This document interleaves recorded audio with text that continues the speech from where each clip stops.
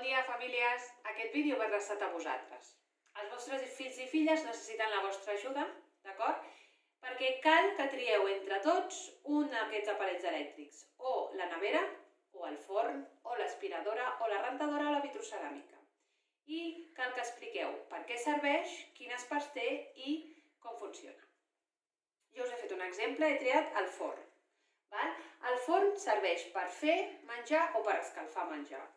Té una porta, dues safates i 3 rodetes. Aquesta s'utilitza per triar la temperatura a la qual volem fer o escalfar el menjar. Aquesta per triar el temps que volem que estigui el menjar dins i aquesta per triar quina part del forn volem escalfar. D'acord?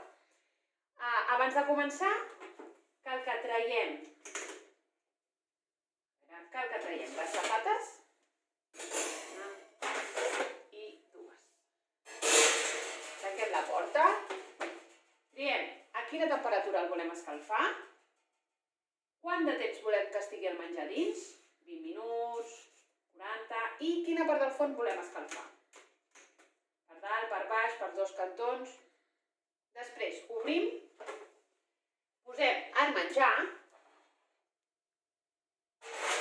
a la safata del forn, l'introduïm i el tanquem.